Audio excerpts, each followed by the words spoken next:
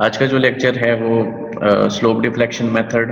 तो सबसे पहले हम स्लोप डिफ्लेक्शन मेथड में स्लोप डिफ्लेक्शन इक्वेशन जो हमारी यूज होंगी, तो उसकी वो इक्वेशन कैसे जो है डिराइव हुई है वो हम पढ़ेंगे। इसके अलावा ये बेसिक्स जो है इस मेथड का स्टार्ट में हम वो पढ़ेंगे।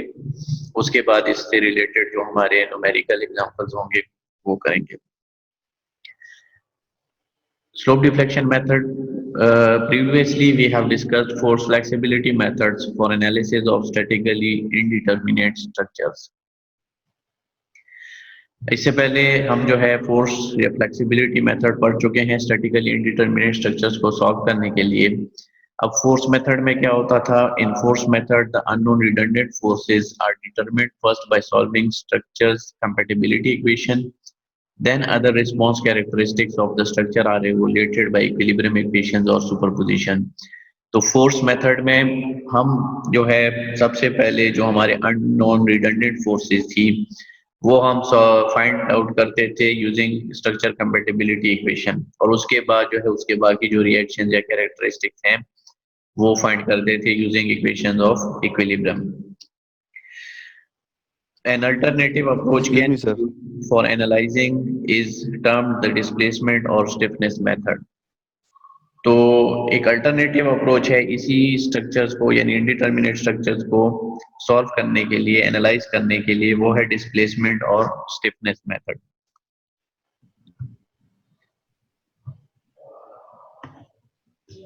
In displacement method, the unknown displacements are determined first by solving structure's equilibrium equation, then other response characteristics are evaluated through compatibility consideration and member force deformation relationship।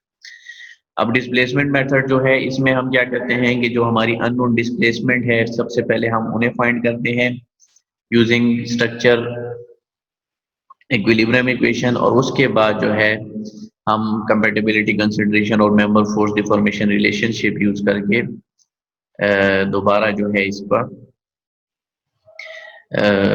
मतलब compatibility consideration और member force deformation जो relationship है वो use करके फिर बाकी जो characteristics है हम वो फाइंड करते हैं।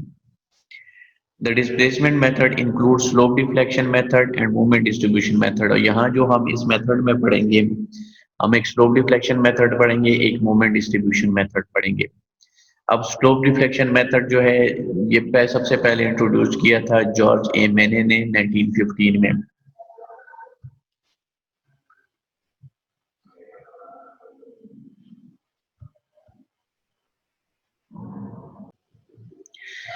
अब स्लोप डिफ्लेक्शन मेथड जो है, this method takes into account only the bending deformation. इसमें हम बेंडिंग डिफॉर्मेशन ही लेते हैं सिर्फ, और ये जो मेथड है ये हमें जो है मैट्रिक स्टिफनेस मेथड जो है उसकी अंडरस्टैंडिंग देता है, जो कि बेसिक है for the most computer software currently used for structure analysis. जितने भी स्ट्रक्चर एनालिसिस के सॉफ्टवेयर यूज हो रहे हैं तो उसकी बैक पे जो कैलकुलेशन है वो यही स्लोप डिफ्लेक्शन मेथड या डिस्प्लेसमेंट मेथड यूज करके ही हुई है। क्योंकि अगर हम देखिए हमारे जो प्रैक्टिकल स्ट्रक्चर्स हैं वो इनडिटर्मिनेट होते हैं, तो उसको सॉल्व करने के लिए अब सॉफ्टवेयर तो हमें सॉल्व करके दे देता है, लेकिन उसके बैक पे जो कैलकुलेशंस चल रही हैं तो वो हमें जो है ये मेथड यूज करके, यानी उसकी जितनी भी प्रोग्रामिंग हुई है तो ये मेथड यूज करके हुई है। अब स्लोप डिफ्लेक्शन इक्वेशंस जो है इसमें क्या है कि व्हेन अ कंटिन्यूअस बीम और frame is subjected to external load, internal movement generally develop at the end of its individual member. अब अगर हमारे पास कोई कंटिन्यूअस बीम है या फ्रेम जो है उस पे एक्सटर्नल लोड्स लगे हैं तो इंटरनल मूवमेंट्स हमारे पास डेवलप्स होती हैं eight the end of individual member, यानी जितने भी उस कंटिन्यूअस बीम के मेंबर्स हैं तो उसके जो एंड्स हैं डिफरेंट मेंबर्स, यानी डिफरेंट मेंबर्स बन के एक बीम बना रहा है तो वो आपके पास एक कंटिन्यूअस बीम हो जाती है।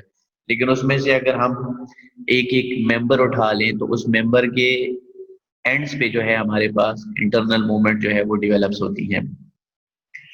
तो slope deflection equations relates the moment at the end of member to the rotations and displacement of its end and the external loads applied to the member. तो ये जो हमारी स्लोप डिफ्लेक्शन इक्वेशंस हैं जो कि बाद में हम डिराइव करेंगे तो वो आप देख भी लेंगे मैथमेटिकली भी, ये रिलेट करता है मूवमेंट एट द एंड, यानी अगर कोई भी एक मेंबर हमारे पास है उसके एंड पे जो मूवमेंट्स डिवेलप होंगी, लेट सपोज अगर ए बी मेंबर है तो एक एंड पे मूवमेंट भी आएगी, दूसरे एंड पे भी मूवमेंट आएगी, तो वो मूवमेंट्स जो एट द एंड हैं किसी भी मेंबर के, उसको रिलेट करेगा रोटेशन से and displacement of its end external load apply to the member. तो इस ये जो मूवमेंट एट द एंड है इनको ये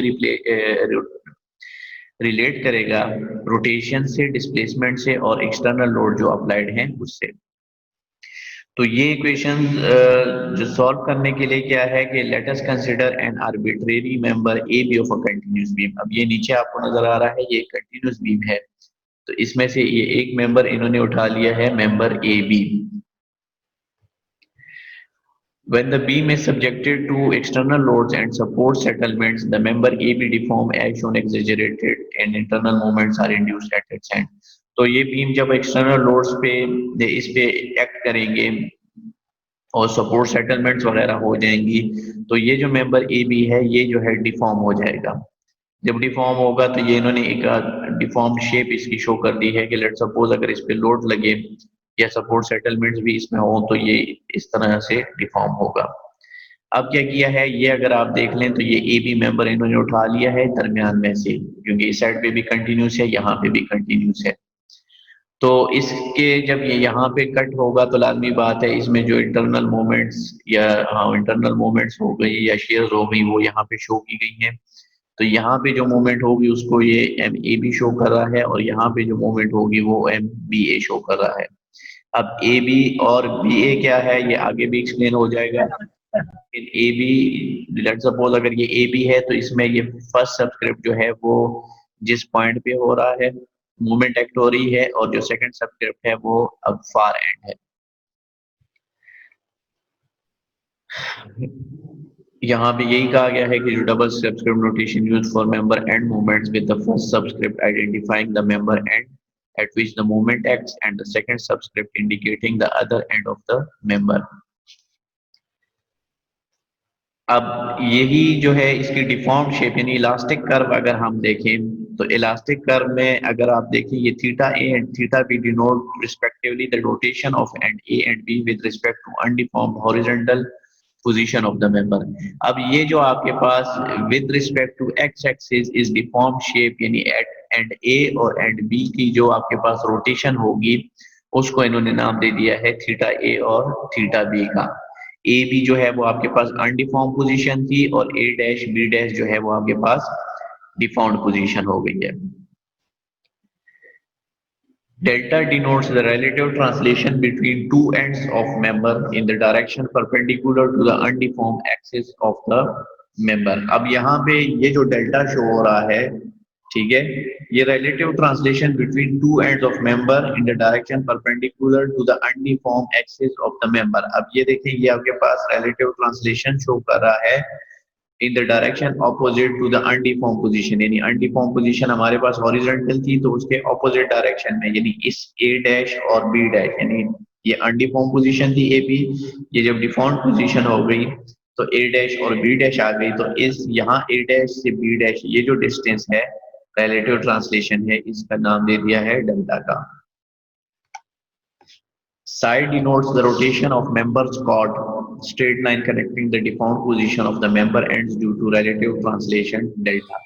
अब psi क्या चीज है, psi हमारे पास रोटेशन ऑफ मेंबर कॉर्ड है। अब कॉर्ड क्या है, तो कॉर्ड बेसिकली आपका आप मैथमेटिक्स में भी पढ़ चुके हैं कि straight line connecting the deformed position of member and. अब ये देखिए एक डिफॉर्म्ड पोजीशन ए डैश है एक बी डैश है, तो इन दोनों एंड्स को एक स्ट्रेट लाइन से अगर आप कनेक्ट करें तो ये जो आपके पास स्ट्रेट लाइन आएगी ये डॉटेड नजर आ रही है, ये आपके पास है कॉर्ड, और इस कॉर्ड का जो है आपके पास जो रोटेशन आ रही है, ठीक है, with respect to X axis, वो आपके पास क्या है, साई है, साइड से डिनोट करते हैं हम उसे।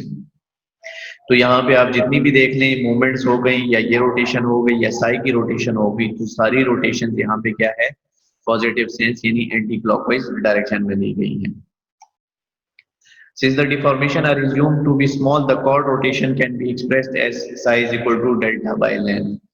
तो अब हमारे पास डिफॉर्मेशन चूंकि बहुत ही स्मॉल है, तो जो कॉर्ड रोटेशन है वो हमारे पास क्या आ जाएगा, ये जो अगर आप देखें साई, ये जो आपके पास ए डैश से लेके बी डैश का ये जो ट्राइंगल बन रहा है, तो यहाँ पे ये देखिए ये एंगल बन रहा है साई, ठीक है। ये आपके पास बेसिकली रोटेशन है, तो ये जो रोटेशन है ये किस चीज की इक्वल होगी, परपेंडिकुलर डिवाइडेड बाय बेस की इक्वल होगी। तो परपेंडिकुलर यहाँ पे हमारे पास क्या है डेल्टा, और बेस हमारे पास क्या है total length of the member यानी लेंथ। तो साई जो है वो आपके पास इक्वल है डेल्टा डिवाइडेड बाय लेंथ के। साइन कन्वेंशन का वही जैसे मैंने कहा कि यहाँ पे जो मेंबर एंड मूवमेंट्स हैं एंड रोटेशन है या कॉर्ड रोटेशन है वो पॉजिटिव ली गई हैं जब आपके पास एंटी क्लॉकवाइज हो। अब स्लोप डिफ्लेक्शन इक्वेशन जो डिराइव है वो क्या है कि by relating the member end moments to the end rotation chord rotation by applying the second moment area theorem, second moment area theorem use करके इन्होंने क्या किया है कि जो स्लोप डिफ्लेक्शन इक्वेशंस हैं उनको रिलेट किया है मेंबर एंड मोमेंट से कॉर्ड रोटेशन से। अब अगर इस फिगर को हम देखें from the figure we see that हमारे पास ये जो थीटा ए है, अगर आप ये ट्रायंगल देख लें कि ए डैश से लेके ये जो टेंजेंट टू ए, ठीक है, इस ए डैश पे ये जो कर्व बन रही है इसका जो टेंजेंट है वो टेंजेंट एट ए हो गया, और यहाँ पे ये जो बी डैश के साथ यहाँ पे इस इलास्टिक कर्व के साथ टेंजेंट है वो आपके पास टेंजेंट एट बी हो गया। तो अगर हम ये ट्रायंगल देख लें ए से लेके यहाँ तक, और ये जो कैपिटल हमारा एक बड़ा ट्रायंगल बन रहा है, तो ये इसका जो एंगल है वो हमारे पास क्या है थीटा ए। तो ये रोटेशन जो हमारे पास इक्वल है वो परपेंडिकुलर डिवाइडेड बाय बेस की इक्वल है, ठीक है। तो परपेंडिकुलर डिवाइडेड बाय बेस की इक्वल है। अब परपेंडिकुलर अगर इसका हम देखें तो वो हमारे पास किस चीज की इक्वल है, delta B A plus delta, और जो बेस है वो हमारे पास लेंथ है, तो ये थीटा ए आपके पास हो जाएगा delta B A divided by delta delta D B A plus delta divided by length. इसी तरह सिमिलरली अगर थीटा बी हम देखना चाहें तो थीटा बी के लिए अगर हम ये वाला ट्राइंगल कंसिडर करें, ठीक है, ये बेस हो गई, ये हाइपोटेन्यूज हो गया, और ये इसका परपेंडिकुलर हो गया। तो थीटा बी जो है वो हमारा इक्वल हो जाएगा delta A B plus delta divided by length. ये डेल्टा ए बी हो गया, और ये जो डिस्टेंस है ये हमारे पास डेल्टा है डिवाइडेड बाय लेंथ हो गया।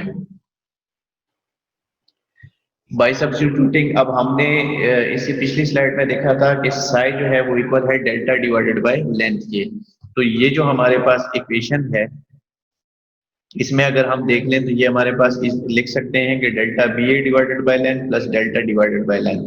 सिमिलरली यहाँ भी लिख सकते हैं delta B A B divided by length plus delta divided by length. तो यहाँ पे हमारे पास ये जो डेल्टा डिवाइडेड बाय लेंथ है ये किस चीज की इक्वल हो जाएगा, ये हो जाएगा साई की इक्वल, ठीक है। Theta is equal to delta B A plus psi, या अगर ये प्लस साई आप इक्वल की दूसरी साइड पे ले जाएं तो theta A minus psi is equal to delta B A divided by length. Similarly theta B minus psi जो है ये भी इक्वल हो जाएगा delta A B divided by length. अब डेल्टा बी ए और ए बी क्या चीज है, तो delta B A is tangential deviation of end B from the tangent to the elastic curve at end A, और delta A B is the tangential deviation of end A from the tangent to the elastic curve at end B.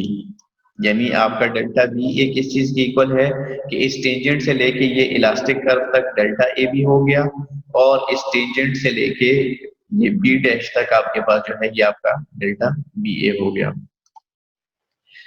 अब according to second moment area theorem, the expressions for tangential deviations delta AB, delta BA can be obtained by summing the moment about the ends A and B respectively of the moment of the area under M over EA diagram between the two ends। तो इसका हम क्या करेंगे, इसकी moment equation moment diagram जब बनेगी तो M over EA diagram लेंगे, तो वहां से हमारे पास according to second moment area theorem जो है वो tangential deviation delta A B और डेल्टा बी ए निकल आएगा। तो अगर बेंडिंग मोमेंट डायग्राम जो है हम इसकी बनाए by parts applying M B A B and M B A and the external load separately, तो यहाँ पे अगर आप देखें दो हमारे पास मोमेंट्स लगी हुई हैं और एक जो है हमारे पास एक्सटर्नल लोडिंग लगी हुई है सेपरेटली, ऑन द मेंबर। अगर इनको हम सेपरेटली जो है अप्लाई करें,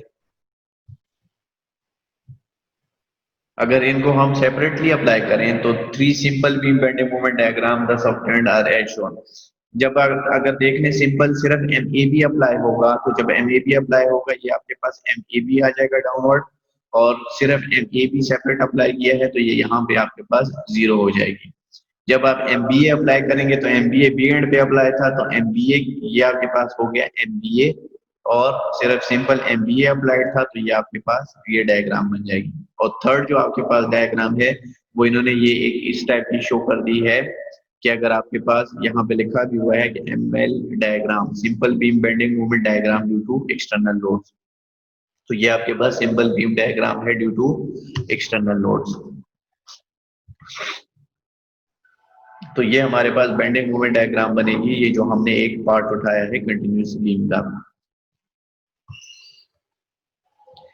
अब assuming that the member is prismatic, मतलब ये है कि मेंबर प्रिज्मेटिक है तो ई आई जो है वो कांस्टेंट होगा अलोंग द लेंथ, यानी throughout of the beam आपके पास जो ई और आई है मॉड्यूलस ऑफ इलास्टिसिटी और मोमेंट ऑफ इनर्शिया वो सेम रहेगा, कांस्टेंट रहेगा। तो we sum the moments of area under the M और A diagram about the end B and A respectively to determine the tangential deviation. तो ये tangential deviations find करने के लिए हम क्या करेंगे कि दोनों एंड्स पे यानी ए और बी दोनों एंड्स पे हम बारी बारी जो है मूवमेंट लेंगे, जिस तरह एम और ई डायग्राम पे, यानी जैसे हमने एम और ई डायग्राम कंजुगेट बीम में मेथड में पढ़ा था तो सेम वैसे ही हम यहाँ पे करेंगे।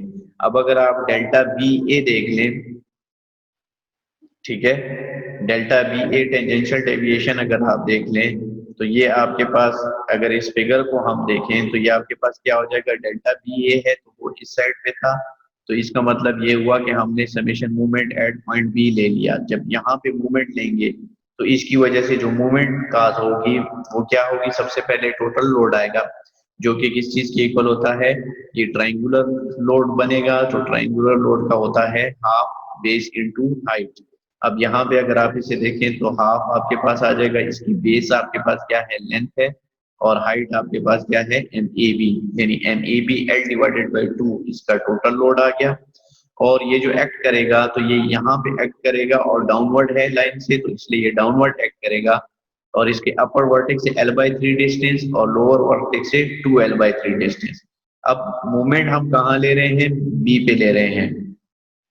जब बी पे मूवमेंट ले रहे हैं तो ये आपके पास क्या हो जाएगा कि यहाँ से जो मूवमेंट आपकी काज होगी वो क्या हो जाएगी, टोटल लोड था M A B length divided by 2 multiply by यहाँ पे 2L/3। तो यहाँ पे अगर आप देख लें तो ये आपके पास M A B length divided by 2 total load हो गया, और ये 2L/3 जो है ये आपके पास उसका डिस्टेंस हो गया, और 1/EI जो है वो आपके पास M ओवर E डायग्राम थी तो उसकी वजह से 1/EI हो गया। इसी तरह अगर हम MBA का देख लें तो ये अपवर्ड है तो इसका लोड अपवर्ड आएगा, और वो लोड टोटल क्या बनेगा, हाफ MBA इंटू लेंथ, यानी MBA into length divided by 2, और ये एक्ट यहाँ पे होगा, ठीक है। तो इस वर्टेक्स पे हमें बी पे चाहिए तो ये डिस्टेंस हमें चाहिए, और ये डिस्टेंस क्या हो जाएगा, लेंथ डिवाइडेड बाय, तो ये आपके पास minus MBA length divided by 2 total load हो गया into length divided by 3। Negative sign क्यों, क्योंकि ये अगर आप देख लें ये आपके पास क्लॉकवाइज मूवमेंट है, और यहाँ एंटी क्लॉकवाइज पॉजिटिव और क्लॉकवाइज को नेगेटिव लिया गया है। अब सेम इसी तरह अगर इसकी वजह से देखें तो ये लोड आपका किधर एक्ट होगा, ये लोड आपका बिल्कुल सेंटर पे, हम ज्यूम करेंगे कि ये सेंटर पे एक्ट होगा, और इसकी वजह से जो मूवमेंट काज होगी वो कौन सी काज होगी, क्लॉकवाइज। अगर बी की तरफ आए तो ये भी आपके पास नेगेटिव हो जाएगा, और इसकी वैल्यू आपके पास क्या आ जाएगी, जी बी, ठीक है।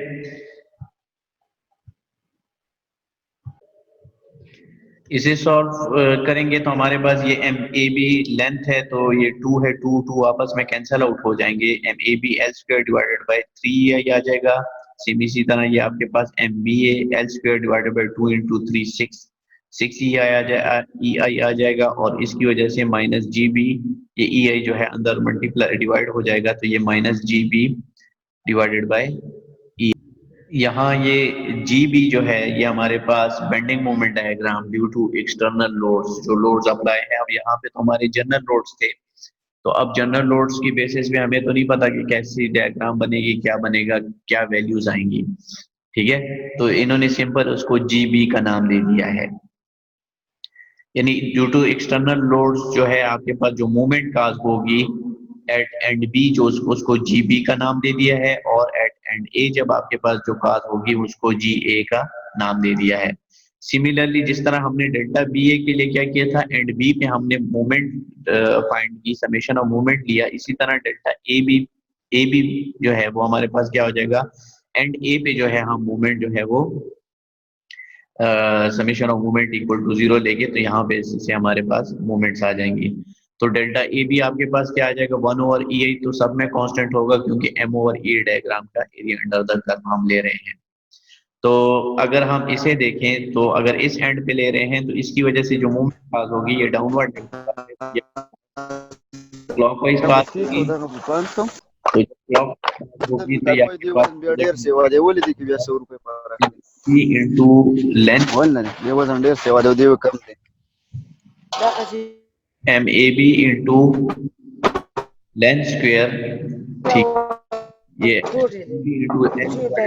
ये आपके पास इसका एरिया आ जाएगा, और ये एक्ट करेगा क्लॉकवाइज नेगेटिव, और ये डिस्टेंस हमारे पास कितना आएगा, अपर वर्टेक्स से लेंथ बाय 3। तो ये आपके पास MAB L डिवाइडेड बाय 2, ये आपके पास एरिया हो गया, मल्टी यानी टोटल लोड हो गया, इनटू लेंथ बाय 3 आ गया। इसी तरह अगर हम MBA का देखें तो MBA का टोटल लोड तो वही निकलेगा, MBA लेंथ डिवाइडेड बाय 2। लेकिन अब हम ए पे ले रहे हैं, तो ए पे जब मूवमेंट लेंगे ये हमारे पास क्या हो जाएगी, एंटी क्लॉकवाइज यानी पॉजिटिव, और डिस्टेंस हमारे पास ये वाला होगा जो कि 2 टाइम्स लेंथ बाय 3 है। तो ये पॉजिटिव क्योंकि एंटी क्लॉकवाइज था, MBA L divided by 2 total load हो गया, 2 लेंथ बाय 3 जो है आपके पास वो हमारे पास डिस्टेंस हो गया परपेंडिकुलर। इसी तरह अगर हम इसकी वजह से देखें, ये ML डायग्राम है ड्यू टू एक्सटर्नल लोड, तो ये सेंटर पे अगर एक्ट कर रहा है या जहां भी एक्ट कर रहा है, तो इसके जो हमारे पास मोमेंट काज होगी वो हमारे पास क्या काज होगी, एंटी क्लॉकवाइज। अगर एक ही तरफ देखें तो इसको हम सिंपल GA का नाम दे देते हैं। इसे सॉल्व करेंगे तो हमारे पास -MAB L² divided by 6EI plus MBA L² divided by 3EI plus GA divided by EI ये आ जाएगा। तो इनको हमने इक्वेशन 4A और 4B का नाम दे दिया है। अब यहाँ पे GAB और GA जो है वो हमारे पास movements about the end B और A है respectively of the area under the simple beam bending moment diagram due to external load. अब ये जो 3 टर्म्स हमारे पास इस इक्वेशन में यूज हुई है वो रिप्रेजेंट करती है tangential deviation due to MAB, यानी हमने MAB मूवमेंट अप्लाई किया, MBA मूवमेंट अप्लाई किया और एक्सटर्नल लोड्स अप्लाई किए सेपरेटली इस मेंबर पे, जिसमें नेगेटिव टर्म इंडिकेट करता है कि जो कॉरेस्पॉन्डिंग टेंजेंशियल डेविएशन है वो in the direction opposite to that shown on the elastic curve of the member है।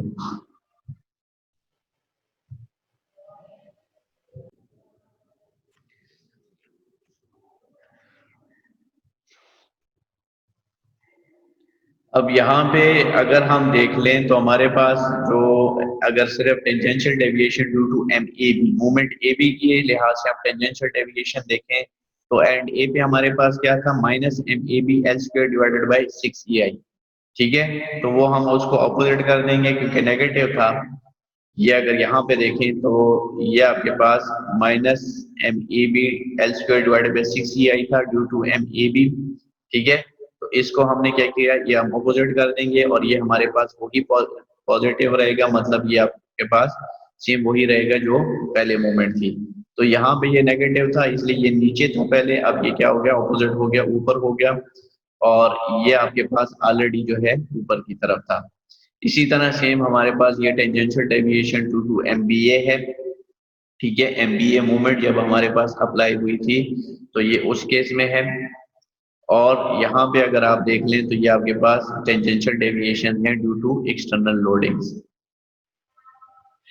अब by substituting the expression of for delta BA and delta AB into equation 3 we have, अब ये जो हमारे पास equation 3 थी, अगर आप देख लें जो इक्वेशन 3 थी ये हमारे पास इक्वेशन 3 थी, तो यहाँ पे ये डेल्टा BA और डेल्टा AB इनकी वैल्यूज जब हम पुट तो हमारे पास जो इक्वेशंस आएंगी वो कि थीटा ए माइनस साई ये आपके हमारे पास इक्वल हो जाएगा M A B L divided by E I. अब सिंपल क्या है कि delta B A divided by length था और delta E B divided by length था, तो अब ये तीनों टर्म्स हमारी यहाँ पे ये जो इक्वेशंस बनी है इन तीनों टर्म्स में हमने ये delta B A divided by length करना है, delta A B divided by length करना है। तो लेंथ करेंगे, ये लेंथ कैंसिल आउट होगी, एक रह जाएगा क्योंकि स्क्वायर है, यहाँ पे भी एक लेंथ कैंसिल आउट हो जाएगा जब डिवाइड होगा, ये स्क्वायर है और यहाँ पे ई आई एल आ जाएगा। सिमिलरली अगर यहाँ पे देखें तो यहाँ पे भी एल स्क्वायर है तो एल से डिवाइड होके कैंसिल आउट हो जाएगा एक लेंथ, यहाँ पे भी एल स्क्वायर है तो एल से डिवाइड होके एक लेंथ कैंसिल आउट हो जाएगा। इसी तरह यहाँ पे भी G A divided by E I into length हो जाएगा। तो आपके पास जब आप डेल्टा ए बी और डेल्टा बी ए की वैल्यू इक्वेशन 3 में पुट करेंगे जो कि हमारे पास थी theta A minus psi equal to delta B A divided by length और theta B minus psi is equal to delta A B divided by length, तो यहाँ पे हमने डेल्टा बी ए और ए बी की वैल्यूज पुट की हैं। To express the member end movements in terms of end rotations, the chord rotation and external loading, we solve equation 5 simultaneously for MAB and MBA, rewriting equation 5 as। अब क्या है कि ये जो आपके पास equation 5A है, यहाँ से MBA divided by 3AI इसकी वैल्यू फाइंड की है, तो ये MBA into length divided by 3A find करने के लिए क्या जाएगा, ये जो आपके पास टर्म है नेगेटिव ये यहाँ आ जाएगी, ठीक है। सबसे पहले तो इसको 2 से हम मल्टीप्लाई करेंगे तभी हमारे पास MBA into length divided bye 3EI आएगा, क्योंकि ये टर्म 2 से मल्टीप्लाई होगी तो ये 3EI आ जाएगा। तो सारी टर्म्स आपके पास 2 से मल्टीप्लाई हो जाएंगी, तो ये भी 2 से multiply, both side multiplying by 2, तो ये 2 टाइम्स थीटा ए माइनस आई हो जाएगा, ये 2 times MAB length divided bye 3EI हो जाएगा। इसी तरह ये 2 times MBA length divided bye 6EI, similarly 2 times GB divided by EIL। अब हम जब 2 से मल्टीप्लाई करेंगे तो ये हमारे पास ये टर्म क्या हो जाएगी, MAB length divided bye 3EI, ये हम इक्वल के दूसरे साइड पे शिफ्ट कर देंगे और ये थीटा ए माइनस आई यानी 2 टाइम्स थीटा ए माइनस आई ये इक्वल की दूसरे साइड पे शिफ्ट हो जाएगा। तो यहाँ से हम MBA length divided bye 3EI की वैल्यू निकालेंगे तो वो हमारे पास ये आ जाएगी 2 MAB length divided bye 3EI minus 2 GB EIL minus 2 theta A minus Sai. तो ये वैल्यू हमारे पास MBA length divided bye 3EI की आ जाएगी। अब ये जो MBA length divided bye 3EI है ये अब इक्वेशन 5 में हम पुट करेंगे, ठीक है। ये देखें MBA length divided bye 3EI, यहाँ पे ये वाली वैल्यू पुट करेंगे, ठीक है।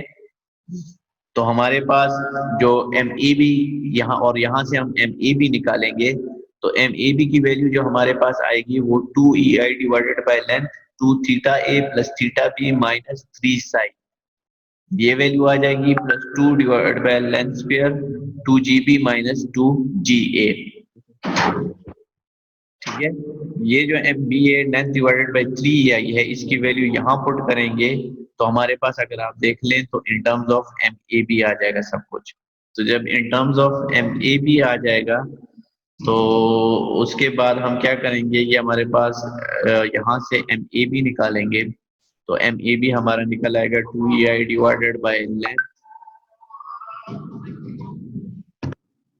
2 theta A plus theta B minus 3 psi plus 2 divided by length square 2 GB minus 2 GA।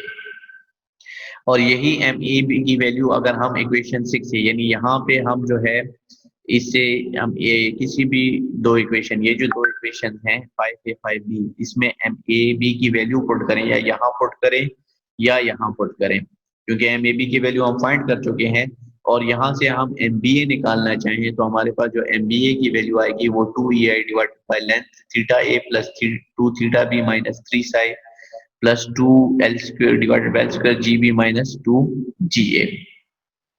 अब it indicates that the moment develop at the end of member. अब ये हमारे पास अगर आप देख लें ये दोनों एंड मोमेंट्स हैं, ए बी मेंबर के, एक एंड पे एम ए बी, दूसरे एंड पे एम बी ए।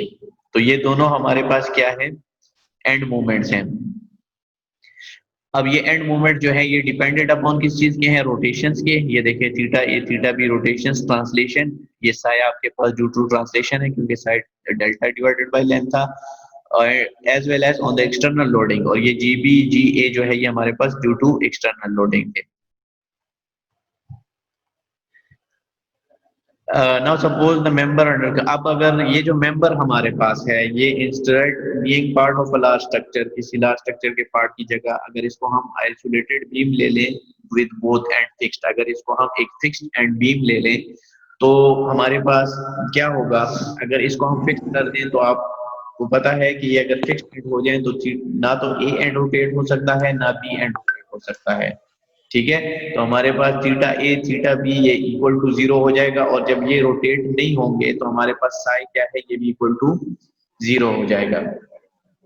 तो ये तीन वैल्यूज यानी थीटा ए थीटा बी और साई, ये तीनों अगर हम 0 पुट करें इन इक्वेशंस में, ठीक है, तो ये 0 ये तीनों 0 0 मल्टीप्लाई बाय 2 ये डिवाइड बाय वो भी 0 हो जाएगा। हमारे पास क्या रह जाएगा, एम ए बी जो है 2 divide by 2 GB minus G A, और एम बी ए क्या रह जाएगा 2 डिवाइड बाय 2 GB।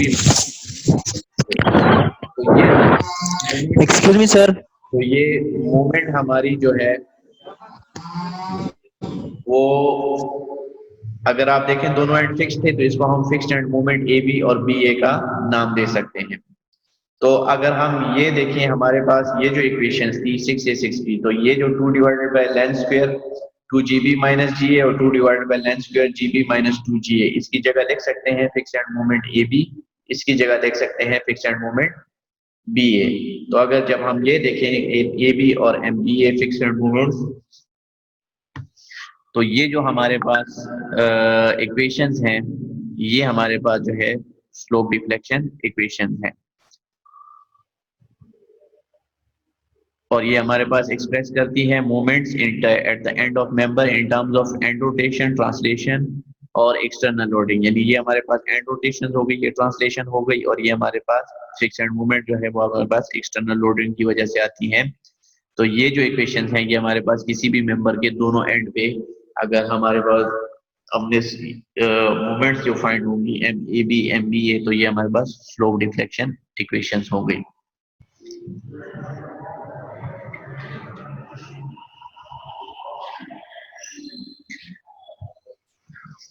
तो ये इक्वेशन 8A और इक्वेशन 8B, ये इक्वेशन जो है हमें M A B M B A यानी moments at the end of member in terms of its end rotation यानी theta A theta B and translation psi हो गया for a specified external loading, ये जो आपके पास फिक्स एंड मूवमेंट है यानी external loading की वजह से। तो ये जो हमारी मूवमेंट्स आ रही हैं, ये जो इक्वेशंस बनी है ये हमारे पास स्लोप डिफ्लेक्शन इक्वेशंस हैं। इन्हीं इक्वेशंस को यूज करके हमने क्या करना है कि हमारे जो इनडिटर्मिनेट बीम्स हैं या फ्रेम्स हैं उनको हमने एनालाइज करना है। अब अगर इसी इक्वेशन को हम देखें और इसको एक जनरल फॉर्म में लिखना चाहें तो ये हमारे पास क्या बन जाएगी, M N F is equal to 2EI divided by length 2 theta N plus theta F minus 3 psi is equal to fixed end moment N F. यहाँ पे n जो है वो डिनोट करता है नियर एंड को और f जो है वो डिनोट करता है फार एंड को। तो 2EI divided by length 2 theta n यानी जो नियर एंड होगा जिस एंड पे मोमेंट लगी होगी, लेट सपोज अगर ये m अगर a एंड पे मोमेंट लगी हुई है उसको हमने MAB का नाम दिया था, तो ये अगर इसको हम a एंड कंसिडर करें तो ये आपके पास MAB हो जाएगा 2EI divided by length 2 theta a हो जाएगा plus theta b minus 3 psi fix end moment A B. तो ए जो है वो आपका नियर एंड है, एफ जो बी जो है वो आपका फार एंड है। तो एम एन एफ जो है ये आपके पास एक जनरल इक्वेशन बन गई है इन जनरल फॉर्म। एन जो है वो नियर एंड को डिनोट करता है और एफ जो है वो आपका फार एंड को डिनोट करता है। अब अगर आपके पास member with one end hinged हो, अगर एक एंड उसकी हिंज्ड है, तो स्लोप डिफ्लेक्शन इक्वेशन जो हमने डिराइव की है वो तो हमारे पास रिजिडली कनेक्टेड जॉइंट्स के लिए थे, बोथ एंड पे यानी फिक्स्ड थे, तो उस केस में था। अब अगर आपके पास जो फार एंड है, जो एक्सटर्नल सपोर्ट्स हैं, वो आपके पास हिंज्ड हो, तो उस केस में क्या होगा,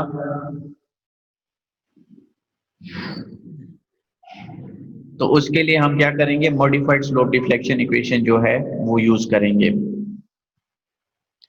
क्योंकि हिंज सपोर्ट पे हमारे पास अगर आप देखें तो हिंज सपोर्ट में मूवमेंट जो है वो जीरो होती है।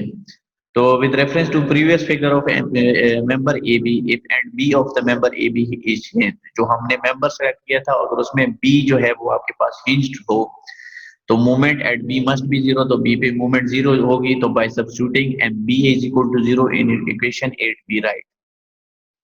तो हमारे पास जो एम ए बी की वो इक्वेशन थी वो क्या थी, 2EI divided by length 2 theta A plus theta B minus 3 psi plus fix end movement A B. इसी तरह एम बी ए की जो हमारे पास इक्वेशन थी वो 2EI divided by length theta A plus 2 theta B minus 3 psi plus fix end movement B A. ये थी हमारी इक्वेशंस एम ए बी और एम बी ए की। लेकिन अब बी एंड जो है वो हमारा हिंज्ड है, तो जब बी एंड हिंज्ड है तो the moment at B must be zero, तो ये जो इक्वेशन है इसको हम जीरो की इक्वल करेंगे और यहाँ से हम थीटा बी की वैल्यू निकालेंगे। ठीक है, क्योंकि जब बी एंड आपके पास हिंज्ड है तो यहाँ पे जो थीटा बी है इसकी वैल्यू हम यहाँ से निकालेंगे, तो हमारे पास जो इक्वेशन 10 है उसको थीटा बी, यानी इसको हम थीटा बी के लिए सॉल्व करेंगे, तो थीटा बी जो है वो हमारे पास किस चीज के इक्वल हो जाएगा, minus theta A divided by 2 plus 3/2 psi minus eight divided by 4EI fix end moment B A. क्योंकि यहाँ से अगर हमें थीटा बी चाहिए तो पहले तो फिक्स एंड मूवमेंट दूसरी साइड पे जाएगा, नेगेटिव हो जाएगा। ठीक है, उसके बाद आपका क्या हो जाएगा कि यहाँ पे 2EI डिवाइडेड बाय लेंथ जो है मल्टीप्लाई है, तो ये आपके पास क्या हो जाएगा, multiply by length divided bye 2EI हो जाएगा, तो ये आपके पास यहाँ पे आ गया। और ये जो 2 डिवाइड हुआ है ये क्यों हुआ है, क्योंकि 2 थीटा बी निकालेंगे तो 2 सबसे फिर दोबारा डिवाइड होगा, मतलब ये है कि यहाँ से थीटा बी की वैल्यू जब आप निकालेंगे तो वो आपके पास ये वैल्यू आएगी। ये जो थीटा बी की वैल्यू हमारे पास आई इस स्लोप डिफ्लेक्शन इक्वेशन से, तो ये अगर हम इक्वेशन 11 को इक्वेशन 10a में, यानी ये जो हमारे पास इक्वेशन 11 आई इसको हम यहाँ पे 10a में पुट करें, ठीक है, तो हमारे पास जो ए बी की वैल्यू आएगी वो क्या आ जाएगी, 3EI divided by length theta A minus psi plus fix end movement A B minus fix end movement B A divided by 2। और एम बी ए तो हमें पता है क्योंकि बी एंड हमारे पास हिंज्ड है, तो एम बी ए हमारे पास जीरो हो जाएगा। तो ऐसा केस कोई आया, ऐसी कोई एग्जांपल आई, तो उस केस में हम क्या करेंगे, एम ए बी जो है उसके लिए ये formula modified slope deflection equation use करेंगे। Similarly it can be shown that for a member with hinge at A end, अब अगर ए एंड हमारे पास हिंज हो, बी नहीं, पहले तो ये था कि अगर बी एंड हिंज है, अब अगर हमारे पास ए एंड हिंज है तो उस केस में क्या हो जाएगा कि एम ए भी जीरो हो जाएगा। जब एम ए भी जीरो हो जाएगा तो यहाँ से हम क्या थीटा ए की वैल्यू निकालेंगे, और थीटा ए की वैल्यू निकाल के उसके बाद ये एम बी ए की यहाँ पे ये थीटा ए की जगह पुट करेंगे, तो हमारे पास एम बी ए की slope modified slope deflection equation वो फाइंड हो जाएगी। तो थीटा ए की वैल्यू निकालेंगे, वो हमारे पास ये वैल्यू आ जाएगी। और modified slope deflection equation for M B A जो है वो 3EI divided by length theta B minus psi plus fix end movement B A minus fix end movement A B divided by 2, और M B जो है वो आपके पास zero हो जाएगा। अब ये जो मॉडिफाइड स्लोप डिफ्लेक्शन इक्वेशन है इसको अपनी आसानी के लिए अगर हम जनरल फॉर्म में लिखना चाहें, क्योंकि ये इक्वेशन जो है जितने भी हमारे पास मॉडिफाइड स्लोप डिफ्लेक्शन इक्वेशन, यानी जहां पे भी हमारे पास एक एंड हिंज्ड हो एक फिक्स्ड हो, तो उस केस में हमारे पास ये modified slope deflection equation use होगी। तो जनरली इसको लिखना चाहें M R H is equal to 3EI divided by length theta R minus psi plus fix end moment R H minus fix end moment H R divided by 2, और M H R जो है वो आपके पास zero हो जाएगा। अब are क्या है, एच क्या है, यहाँ पे आर और एच जो है वो आर आपके पास रिजिड एंड है और एच आपके पास जो है वो हिंज्ड एंड है। तो 3i divided by length theta R, मतलब थीटा रिजिड एंड, इसी तरह फिक्स्ड मूवमेंट आर एच जो है फिक्स्ड मूवमेंट आर एच यानी रिजिड एंड और हिंज्ड एंड। लेट्स सपोज अगर रिजिड एंड ए है और हिंज्ड एंड बी है तो ये आपके पास फिक्स्ड मूवमेंट ए बी हो जाएगा।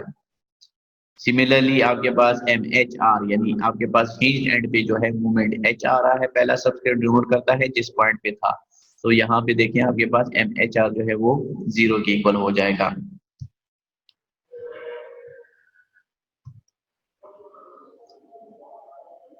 और अगर हमें रोटेशन फाइंड करनी है इस मॉडिफाइड स्लोप डिफ्लेक्शन इक्वेशन की, तो वो हमने थीटा ए थीटा बी जो अभी पिछली स्लाइड में फाइंड किए थे, तो वहां से हम थीटा एच जो है ये फार्मूला यूज करके रोटेशन भी फाइंड कर सकते हैं।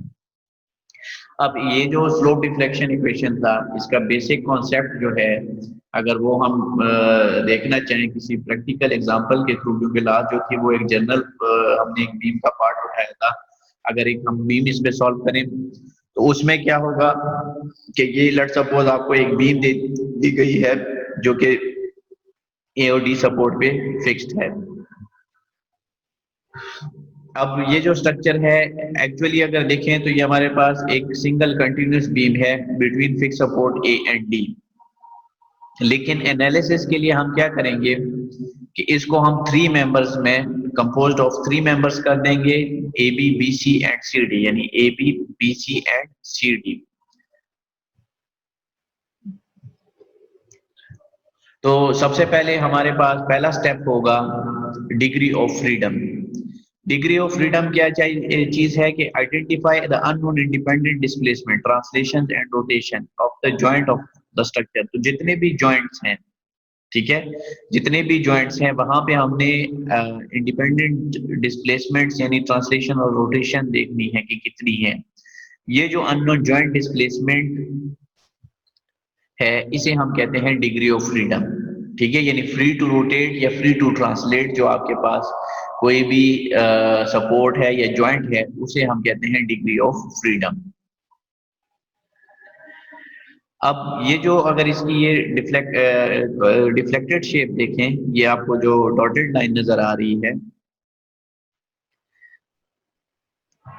तो अगर इसे हम देखें तो कोई भी जॉइंट जो है वो ट्रांसलेट नहीं हो रहा, ठीक है, यानी उसमें ट्रांसलेशन नहीं आ रही। और जो जॉइंट ए एंड डी है कैन नॉट रोटेट, ए और डी फिक्स्ड हैं, ये आपके पास रोटेट नहीं हो रहे, whereas joint B and C are free to rotate, और जॉइंट बी एंड सी जो है वो हमारे पास फ्री टू रोटेट हैं। तो इस बीम को अगर देखें तो हमारे पास 2 ऐसे जॉइंट्स थे जो फ्री टू रोटेट थे, ठीक है। तो ये जो बीम है, this beam has 2 degree of freedom theta B and theta C which represents the unknown joint rotation of B and C respectively.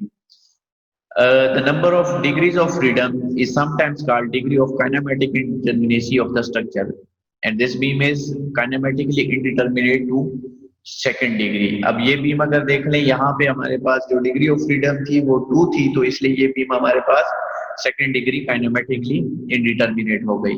और ऐसे स्ट्रक्चर्स जिसमें कोई डिग्री ऑफ फ्रीडम ना हो, structure without any degree of freedom is termed as kinematically determinate. जब degree of freedom find कर ले तो उसके बाद हमारे पास क्या आ जाएगी, इक्वेशंस ऑफ इक्विलिब्रियम। जो unknown joint rotations are determined by solving the equations of equilibrium of the joint that are free to rotate। अब जो joints हमारे पास free to rotate हैं, जिस तरह यहाँ पे joint B और joint C जो है वो हमारे पास free to rotate हैं, तो इन joints पे हम क्या करेंगे, equations of equilibrium अप्लाई करेंगे, यानी summation of moment equal to 0 इस joint में भी होगा क्योंकि free to rotate है तो यहाँ पे movement नहीं होती। इसी तरह ये जो जॉइंट है यहाँ पे भी summation of moment equal to 0 ले लेंगे। क्या करेंगे कि 3 सेगमेंट्स हैं या 3 मेंबर्स हैं एक कंटिन्यूस बीम के, तो तीनों को अगर आप सेपरेट करें तो तीनों एंड्स पे हमारे पास मेंबर एंड मूवमेंट्स आएंगी, ठीक है। यहाँ पे मूवमेंट आएगी एम ए बी, यहाँ पे मूवमेंट आएगी एम बी ए, फिर बी सी मेंबर के लिए यहाँ पे एम बी सी, यहाँ पे एम सी बी, फिर सी डी मेंबर के लिए यहाँ पे एम सी डी और यहाँ पे एम डीसी, ये देखें नीचे शो भी किया गया है। अब जॉइंट बी और जॉइंट सी हमारे पास फ्री टू रोटेट थे, तो अगर इसको हम देखें तो जॉइंट बी पे हमारे पास मूवमेंट एक लग रही है एम बी ए और एक मूवमेंट लग रही है एम बी सी। इसी तरह ज्वाइंट सी पे मूवमेंट देख लें तो हमारे पास एक एमसीबी लग रही है, एक हमारे पास एमसीडी लग रही है। तो जो हमारी in addition to external loads each member is subjected to an internal movement at each of its ends. A correct sense of member end movements are not yet known. It is assumed that the movement at the ends of all members are positive. अब start में तो हमें ये नहीं पता कि यहाँ पे जो मूवमेंट आएगी वो क्लॉकवाइज होगी, एंटी क्लॉकवाइज होगी। तो अगर यहाँ पे आप ये मूवमेंट्स एंड मूवमेंट्स देख लें तो इन्होंने जो इज्यूम की है वो सारी एंटी क्लॉकवाइज यानी पॉजिटिव इज्यूम की है। और जो फ्री बॉडी डायग्राम ज्वाइंट की बनाई है तो ज्वाइंट में इन्होंने मूवमेंट जो है वो ऑपोजिट यानी क्लॉकवाइज डायरेक्शन में शो की है, क्योंकि आप मेंबर को तो इक्विलिब्रियम में रखेंगे, उसके बाद जो ज्वाइंट को इक्विलिब्रियम में रखेंगे तो यहाँ पे जो जो मूवमेंट्स या शेयर्स लगेंगे वो ज्वाइंट पे ऑपोजिट हो जाते हैं। तो जो हमारी इक्विलिब्रियम इक्वेशन बनेगी वो एक यहाँ से summation of movement at point B equal to 0 और summation of movement at point C is equal to 0 बनेगी। तो वो जब हम लेंगे तो हमारे पास क्या हो जाएगा, बी पे अगर देखें हमारे पास एक एम बी ए है प्लस एम बी सी, ये दो मूवमेंट्स आ रही हैं इक्वल टू 0। सिमिलरली अगर सी जॉइंट पे देखें तो M C B plus M C D equal to 0। तो ये जो दो इक्वेशंस हैं ये हमारी इक्वल टू 0 आएंगी। तो ये दो हमारी इक्वेशंस ऑफ इक्विलिब्रियम हो गई। अब इक्वेशंस ऑफ इक्विलिब्रियम के बाद क्या है कि हम स्लोप डिफ्लेक्शन इक्वेशन जो हमने डिराइव की थी तो उन इक्वेशंस में अब जितने मेंबर्स हैं हर मेंबर पे दोनों एंड्स पे हमारे पास मूवमेंट्स आती हैं। जब मूवमेंट्स आएंगी तो दोनों एंड पे जो मूवमेंट्स आएंगी तो वो हम जो है स्लोप डिफ्लेक्शन इक्वेशन यूज करके मूवमेंट्स फाइंड करेंगे। अब अगर उसे हम देखें स्लोप डिफ्लेक्शन इक्वेशन से पहले हमें चाहिए कि हम फिक्स्ड एंड मूवमेंट्स फाइंड कर लें due to external loads acting on the member of the continuous beam. तो वो जो हमारे पास फिक्स्ड एंड मूवमेंट्स हमें चाहिए, क्योंकि स्लोप डिफ्लेक्शन इक्वेशन में फिक्स्ड एंड मूवमेंट्स यूज हो रही हैं। फिक्स्ड एंड मूवमेंट फाइंड करने के लिए हम क्या करते हैं कि हम टेम्पररी या इमेजिनरी क्लैंप्स लगा देते हैं यहाँ पे और जितने भी मेंबर्स हैं उनको हम शो कर देते हैं एज अ फिक्स्ड। ठीक है, अब ये देखें मेंबर ए बी को हमने फिक्स शो किया, मेंबर बी सी को फिक्स शो किया, मेंबर सी डी को फिक्स शो किया। तो इसके एंड पे जो मूवमेंट्स आ रही हैं वो हमारे पास fix end movement A B, यहाँ पे fix end movement B A, fix end movement B C, fix end movement C B, और इस मेंबर के लिए fix end movement C D and fix end movement D C. अब ये जो fix and movements हैं ये हमारे पास कहाँ से आएंगी, तो ये अगर जो आपको बुक आपकी है आरसी हिबलर की स्ट्रक्चर एनालिसिस, तो उसमें जो इनसाइड कवर है वहां पे आप देख लें तो जहां पे स्लोप्स एंड डिफ्लेक्शन था वहां पे आपके पास फिक्स एंड मूवमेंट्स भी आ जाएंगी। और वो जो टेबल है वो आपके पास इस टाइप का, ये आपको स्क्रीन पे नजर आ रहा है टेबल है, यानी बोथ एंड फिक्स्ड आपके पास हों तो ये जो आपके पास एंड मूवमेंट्स आएंगी fix end movement A B, fix end movement B B A, वो क्या होगी। तो यहाँ पे आप ये देख सकते हैं कि अगर सेंटर पे लोड लगा है तो ये आपके पास फार्मूला आएगा PL/8। अगर सेंटर पे नहीं लगा तो आपके पास दो डिस्टेंस आएंगे, एक ए आएगा एक बी आएगा। तो fix end movement A B जो है वो PB² A divided by L² और fix end movement B A जो है वो PA² B divided by L² ये आएगा। इसी तरह अगर आपके पास दो पॉइंट लोड लगे हैं तो ये फार्मूला होगा। सिमिलरली अगर UDL लगा हुआ है तो WL² डिवाइडेड बाय 12। तो कमिंग टूवर्ड्स लेक्चर, अब यहाँ पे अगर देख लें तो हमारे पास जो कंडीशंस हैं ए बी मेंबर को देखें तो ये हमारे पास क्या है, UDL लगा हुआ है। तो UDL जब लगा हुआ है तो ये केस अगर हम यहाँ पे देख लें तो हमारे पास जो फिक्स एंड मूवमेंट्स आएंगी वो क्या आएंगी, WL² डिवाइडेड बाय 12। तो ये फार्मूला हम पुट करेंगे। इसमें W अगर देख लें उसकी वैल्यू 1.5 है, लेंथ इसकी 20 थी तो 20² डिवाइडेड बाय 12 किया, ये 50 के फीट आ गया। तो दोनों मूवमेंट्स इसमें सेम होती हैं, जस्ट इनकी डायरेक्शन ऑपोजिट होती है। अगर यहाँ पे ये आपके पास एंटी क्लॉकवाइज है तो यहाँ पे ये आपके पास क्लॉकवाइज हो जाती है। सिमिलरली फॉर मेंबर BC, ये BC मेंबर को देख लें तो इसमें पॉइंट लोड लगा हुआ है, सेंटर पे लगा हुआ है। तो सेंटर पे जब पॉइंट लोड लगा हो तो उस केस में हमारे पास जो फिक्स एंड मूवमेंट का फार्मूला है वो क्या है, PL/8। तो PL/8 है तो PL/8 यहाँ पे P की वैल्यू यहाँ पे 30 है, लेंथ आपके पास 20 है, डिवाइडेड बाय 8 किया तो ये हमारे पास 75 के फीट आ गया। सिमिलरली CB के लिए क्या होगा, PL/8 होगा बट विथ ऑपोजिट साइन। इसी तरह अगर CD को देख लें तो यहाँ पे इस मेंबर पे कोई लोड नहीं लगा, जब लोडिंग नहीं है तो इसका मतलब है ये आपके पास जो एंड मूवमेंट्स है वो 0 हो जाएंगी। अब जब फिक्स एंड मूवमेंट फाइंड हो गया तो अब हमने क्या करना है, जो स्लोप डिफ्लेक्शन इक्वेशंस हैं वो वहां पे हमने वैल्यूज जो है वो डिफरेंट पुट करके तो स्लोप डिफ्लेक्शन इक्वेशन यानी मेंबर एंड मूवमेंट्स फाइंड करने हैं। Slope deflection equation for the three members of the continuous beam can now be written by using equation 9. Since none of the supports of continuous beam translate, the chord rotation of three members are psi AB is equal to psi BC is equal to psi CD is equal to 0. तो अब हमारे पास कोई भी translation नहीं दी गई या deflection नहीं दी गई। अगर क्वेश्चन में स्पेसिफाई हो कि कोई जॉइंट डिफ्लेक्ट हो रहा है या ट्रांसलेट हो रहा है तो उस केस में हमारे पास साई की वैल्यू आएगी। अगर क्वेश्चन में नहीं गिवन तो हमारे पास साई की वैल्यू जो है वो जितने भी मेंबर्स हैं उनके लिए 0 हो जाएगी। Also support A and D R fix. अब सपोर्ट ए और डी जो है वो हमारे यहाँ पे फिक्स्ड हैं, तो जो रोटेशंस हैं theta A and theta D वो हमारे पास क्या हो जाएंगे, 0 हो जाएंगे।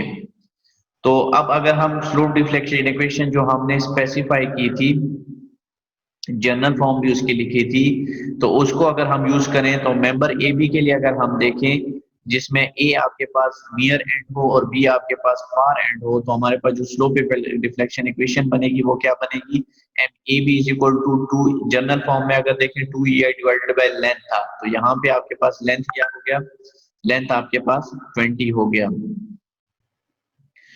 तो अगर जनरल हम इक्वेशन देखें तो वो क्या थी, 2EI divided by length 2 theta A plus theta B minus 3 psi plus A B. तो यहाँ पे अगर इसमें हम ये वैल्यू जो हमने की है, जो फिक्स एंड मूवमेंट की फाइंड की है वो पुटिंग करेंगे तो 2EI divided by length, this is the length of member A B जो कि 20 था, ठीक है। उसके बाद फॉर्मूले में था 2 थीटा ए, लेकिन ए जो है वो हमारे पास फिक्स सपोर्ट है तो थीटा ए क्या हो जाएगा, 0 हो जाएगा, plus theta B minus 3 psi psi A B, लेकिन साई ए बी भी अगर आप देख लें वो भी 0 है, इसलिए यहाँ पे 0 पुट किया गया है, plus fix end movement A B. तो फिक्स एंड मूवमेंट अगर ए बी देख लें वो क्या वैल्यू है, 50 वैल्यू है, और fix end movement B A की वैल्यू क्या है, ऑपोजिट है, तो ये माइनस 50 होगी। तो यहाँ पे आपके पास इसे जब सॉल्व करेंगे तो 2 डिवाइडेड बाय 20 से 0.1 आ गया, 0.1 EA थीटा बी हो जाएगा प्लस 50, ये आपके पास एक इक्वेशन हो गई। Now next by considering B as the near end and A as the far end B right.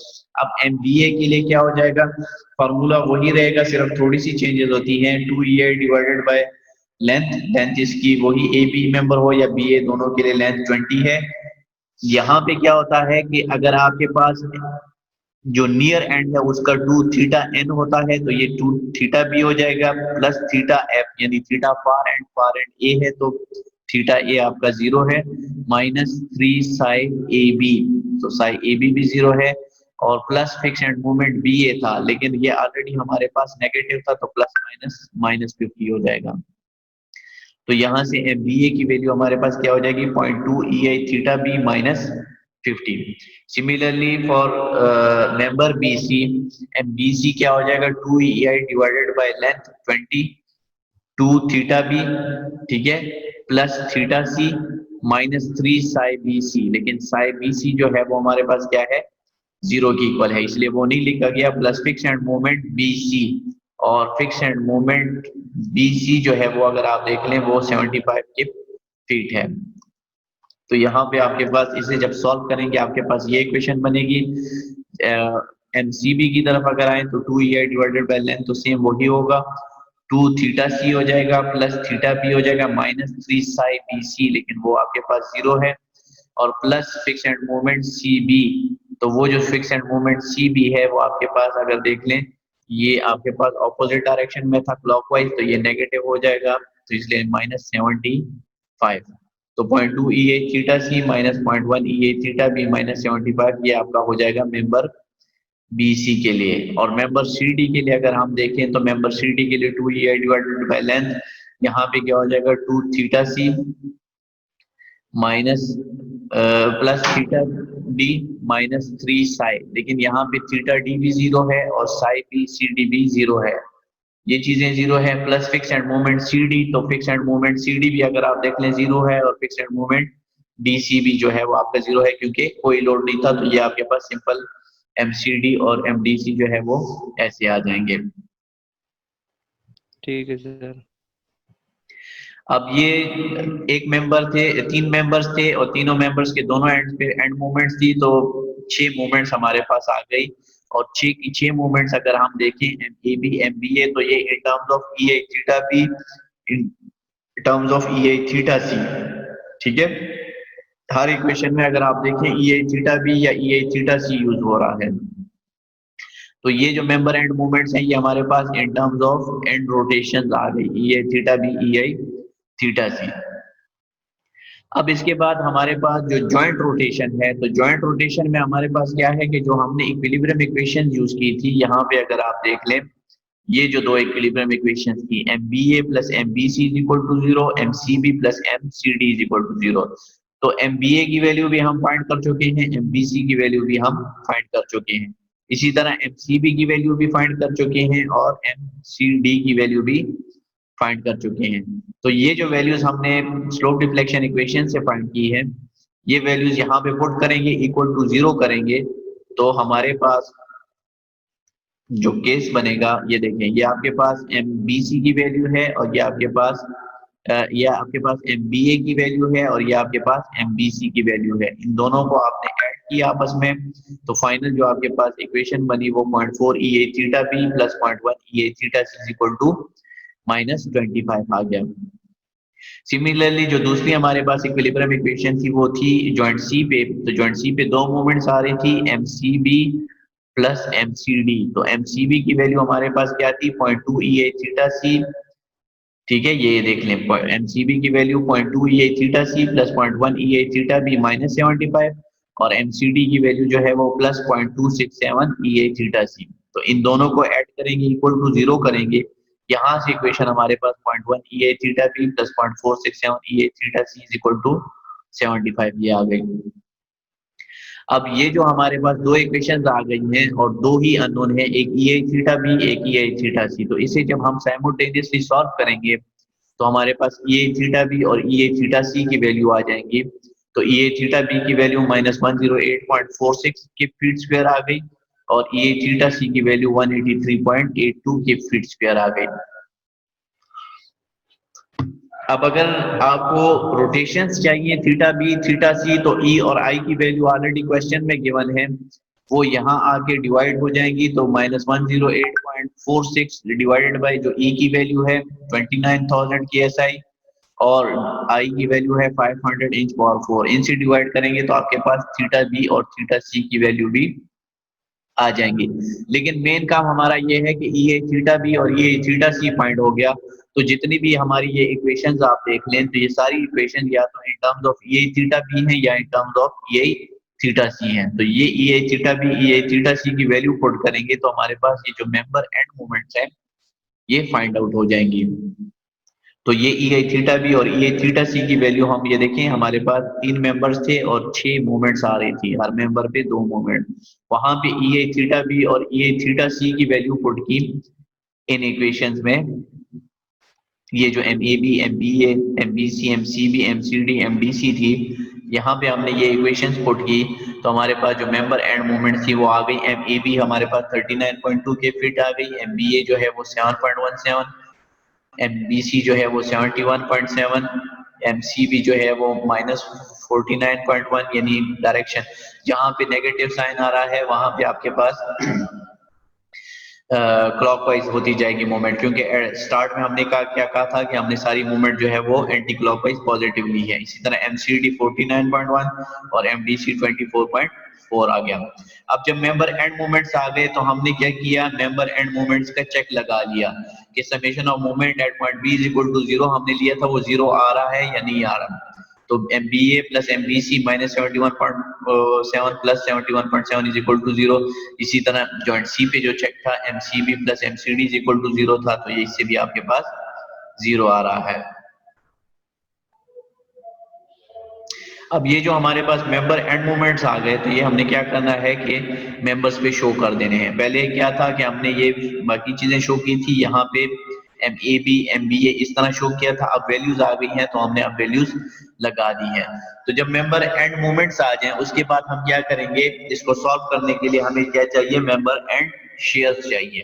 ठीक है, तो मेंबर एंड शेयर्स जो है वो सिंपल है, वही टॉस वन का तरीका है डिटर्मिनेंट स्ट्रक्चर्स का, कि यहाँ पे ये देखें यूडीएल लगा हुआ है, यहाँ पे ये एक्सटर्नल लोड्स लगे हुए हैं, हमने सिर्फ ये रिएक्शंस फाइंड करने हैं।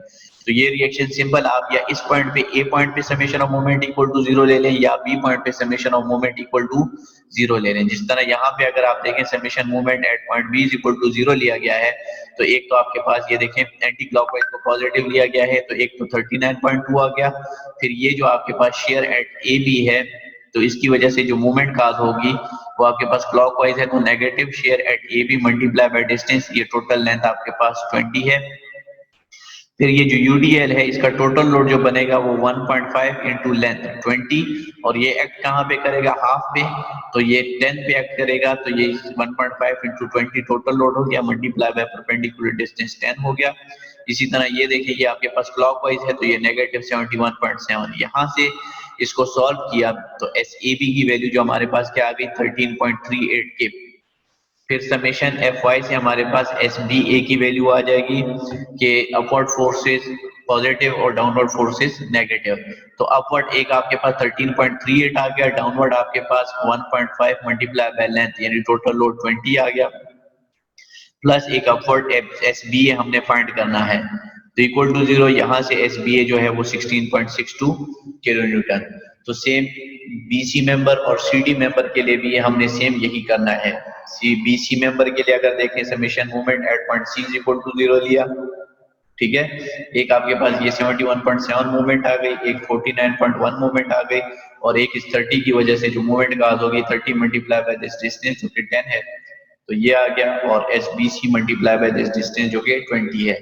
यहाँ से एस बी सी फाइंड हो गया और समीशन एफ वाई हमने अप्लाई किया, तो हमारे पास एस सी बी भी फाइंड हो गया जो कि 13.87 किलो न्यूटन आ गया।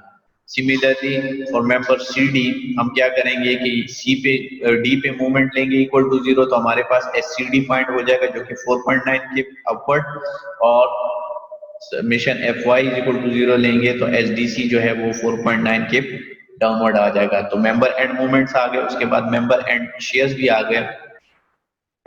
अब क्या होगा कि हमें जो रिएक्शंस चाहिए तो वो रिएक्शंस हम कैलकुलेट करेंगे। अब बी वाई जो है वो हमारे पास किस चीज की इक्वल है, this S B A plus S B C. S B A की वैल्यू 16.62 है और एस बी सी की वैल्यू 16.13 है, इन दोनों को ऐड किया तो बी वाई हमारे पास फाइंड आउट हो जाएगा जो कि 32.75 है। इसी तरह सी वाई जब फाइंड करेंगे तो ये हमारे पास इक्वल हो जाएगा S C B plus S C D is equal, इन दोनों से जो वैल्यू आ जाएगी वो हमारे पास इक्वल टू सी वाई आएगा। 13.87 प्लस 4.9 18.77 आपके पास सी वाई की वैल्यू आ गई।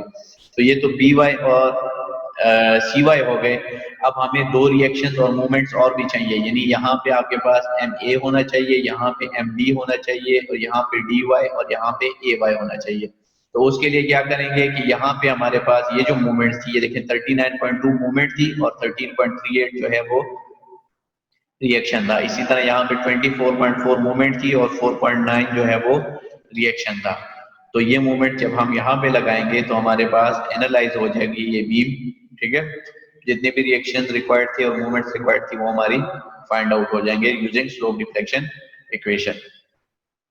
तो जब ये हमारे पास हो जाएंगे, एक इक्विलिब्रियम चेक फिर हम लगा सकते हैं कि समेशन एफ वाई ले लें तो वो हमारे पास इक्वल टू 0 होना चाहिए। Similarly summation movement at point D हमने इक्वल टू 0 लेके आना है। तो ये तो हमारे यहाँ पे चेक्स हो गए। जब ये चेक लग जाए, सारे रिएक्शंस फाइंड हो गए, मूवमेंट्स वगैरह सब कुछ, तो यूजिंग जनरल साइन कन्वेंशन हमने क्या करना है, इसकी शेयर फोर्स डायग्राम बनानी है। 13.38 अपवर्ड जाएगा, फिर 1.5 इंटू 20 से जो वैल्यू आ रही है वो डाउनवर्ड जाएगी। फिर यहाँ पे बी पे अगर देखें 32.75 अपवर्ड जाएगा, 30 तक फिर आएगा, 30 डाउनवर्ड जाएगा। इसी तरह फिर सी वाई पे 18.77 अपवर्ड जाएगा और यहाँ पे ये 4.9 डाउनवर्ड हो जाएगा। Similarly for bending moment diagram, shear force का एरिया, यानी ये ट्राइंगल, ये रेक्टेंगल और ये रेक्टेंगल, इनका आप एरिया लेंगे, उस एरिया के बेसिस पे आपकी बेंडिंग मोमेंट डायग्राम भी बन जाएगी। ठीक है, तो इस तरह ये जो मेथड है, ये स्लोप डिफ्लेक्शन इक्वेशन से हम ऐसे इनडिटरमिनेट बीम जो है वो सॉल्व करेंगे।